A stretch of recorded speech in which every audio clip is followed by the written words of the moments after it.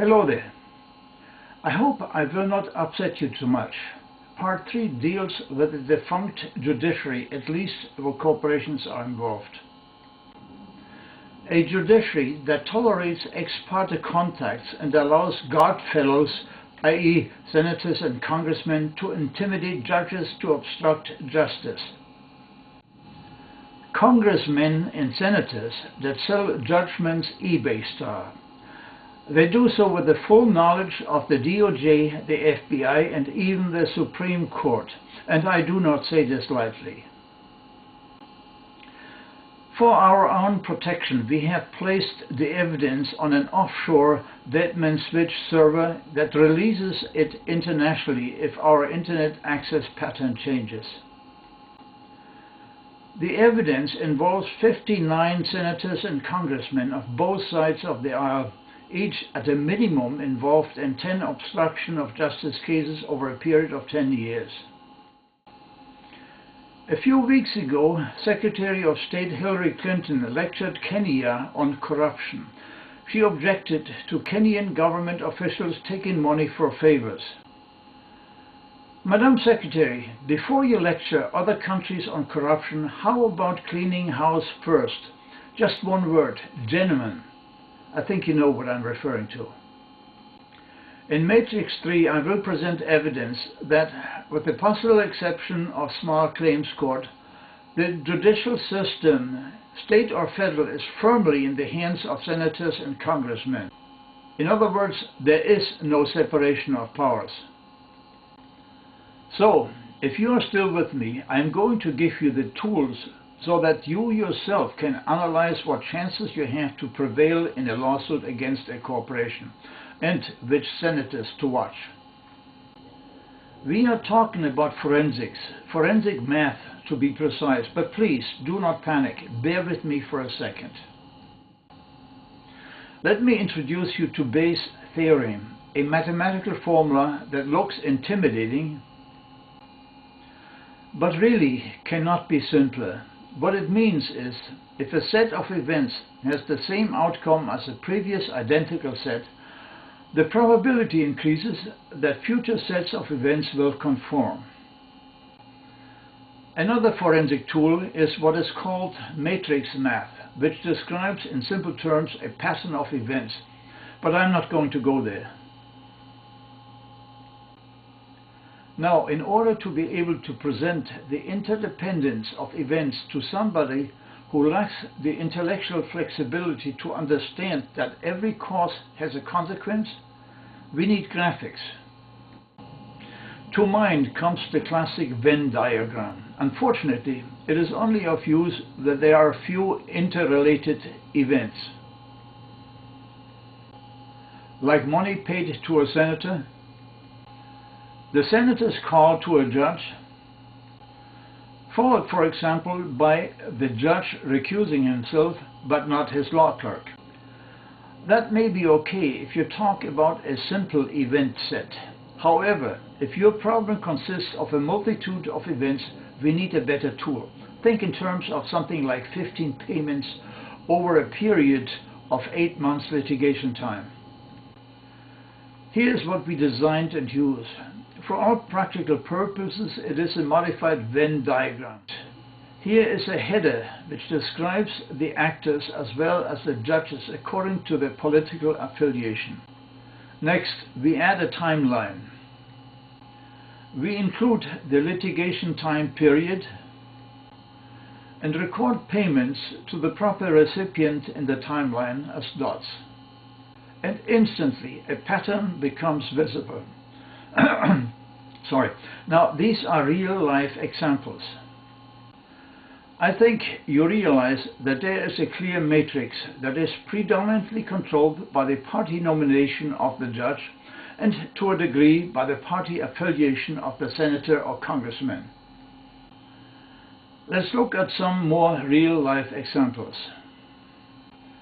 James Sensenbrenner comes to mind. On June 1, 2006, he called Judge Schlesinger of the Middle District of Florida, who presided over a case against Sprint's board of directors. On the same day, Judge Schlesinger recused himself, but not his law clerk.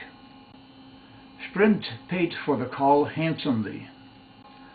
Of course, this was not the first time. Sensenbrenner does so routinely, then blames his staff, as here in the Seventh Circuit case, even though his letter was signed by him. Chief Judge Pflaum of the Seventh Circuit, by the way, was the only judge we found in 14 years who actually put the ex parte letter on the docket. Let's take another case before the Southern District of New York, the case against a New York crime family who bought a German company but never paid for it. In 1996, Harold Ickes was in charge of raising money for Bill Clinton's re-election. Look at the payments the buyer made to the DNC. First, when the randomly assigned judge recused himself, 1 week later, the DNC received 2 checks totaling $100,000. The Clinton-appointed judge issued a no-discovery order. 2 weeks later, $122,000 are in the mail to the DNC. The judge dismisses the case. 8 days later, $300,000 goes to the DNC. Now, do you get the pattern? There are 2 foul play indicators. First, she overrules CBS versus Ziff, which held that a party to a contract can rely on the promise of the other. Next, she orders her opinion not to be published. I wonder why. Let's take the case against Sprint's Board of Directors, filed on the basis of in re Abbott Labs security litigation on behalf of shareholders. The case is transferred into the Middle District of Florida. No sooner has the case been transferred when a pattern of payments to Florida Senator Bill Nelson commences. Sprint pays over $15,000 to Bill Nelson, who accepts the cash. Then there is the case of United States versus Oracle. It involves the hostile takeover of PeopleSoft, brought in California in Barbara Boxer's jurisdiction. Smack in the middle of the litigation, Oracle, which has for many years not paid one single penny to Boxer, suddenly pays $10,000, roughly 10 times their normal contribution amount. Look at the event pattern. Despite the testimony of experts claiming that competition will suffer by the merger, the judge rules that he has not been convinced. Finally, let's look at the Mercedes versus Chevron case, brought in the jurisdiction of Alabama Senator Jeff Sessions, the seat of Mercedes-Benz in USA. Mercedes obtained the promise of Chevron subsidiary Cobazis to deliver a certain type of batteries. It invested millions in developing a new car, but when the time came to start production, Chevron instructed Cobazis not to deliver the batteries. On August 4, 2008, a call was made from Jeff Sessions' office to Magistrate Judge Davis, who recused himself on the same day. Turns out Chevron paid $5,000 in 2 installments before and after their recusal. Don't for 1 second think that the FBI wants to get involved. My attorney and I filed criminal complaints against some of the actors. All we got was a statement from an FBI agent who said, "This is a delicate matter." I bet. I even advised White House counsel Greg Craig, no action. Why? Because these bribery schemes are truly bipartisan and provide the lifeblood for the next campaign. Sorry if I ticked you off. Oh, one last thing. You can get information on payments to elected officials by going to fec.gov. And information on past or pending court cases are available at pacer.gov. See you soon, hopefully with better news. Thanks.